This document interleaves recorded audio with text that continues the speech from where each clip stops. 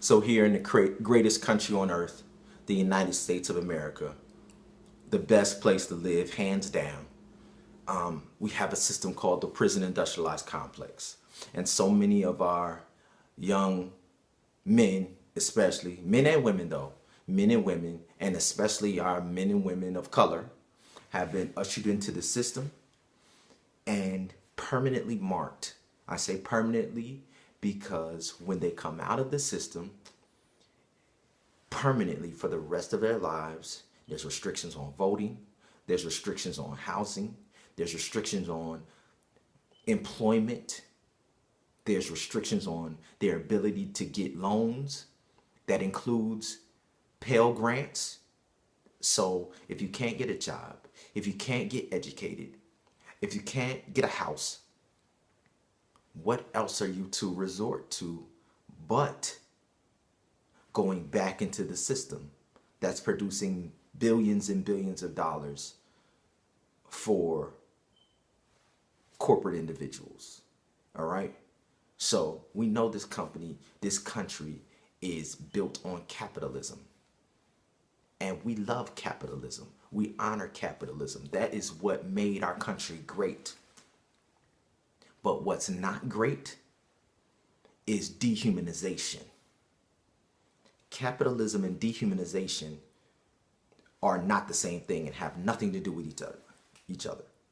But the prison industrialized complex is a system that capitalizes on dehumanization economically. We call it code.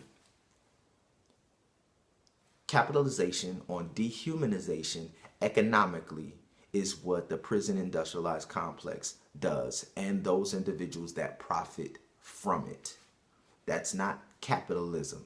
That's capitalizing on dehumanization. So, in an effort to combat code, we have put together number one, a haven, a safe haven, a sanctuary. We are marking those same individuals that they have been marking in the war on drugs, the war on the poor, right? The war on mental issues in the country, all right? No longer are we sending our mentally challenged people to psychiatric care. We're jailing them, giving them records, marking them, and putting them into a system that's designed to profit off of them being imprisoned. I have no problem with any businessman going out, competing, and fighting to pull themselves up by their bootstrap with other business individuals in the United States of America. That's capitalism. What we have a problem with is when you do that at the expense of someone else's life, liberty, and the pursuit of happiness. Your life, liberty, and pursuit of happiness should not be advanced on the back of my life, liberty, and the pursuit of happiness. So my cousin Tracy Webb, he inspired me to put together this organization called Recycled Humanity. All right? Because people of color have been dehumanized, and we're starting the process of recycling humanity here in our country. And we're going to do it like this. Through this sanctuary, through the safe haven, we're marking our young men especially, and our people of color, any system that's created to target them for dehumanization, we're letting that system know that they are an endangered species. No longer can you target them. They are an endangered species. The levels of young men in our society between the ages of, I would say, 16 and 29, endangered species. Men of color in that age group, endangered species. No longer can they be targeted. That includes the felons. That includes them all. All right. So, and we know that because capitalism is the excuse that people use, right? And the allure of the money and the profits are so strong that the only thing that individuals understand is capital.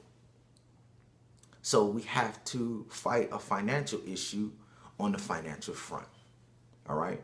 And the way we're doing that in the Recycled Humanity program, once we identify, and we're starting a process where organizations who work with felons, families who have convicted felons in their families and convicted felons themselves, they can reach out to our organization and be labeled as a protected individual in our organization.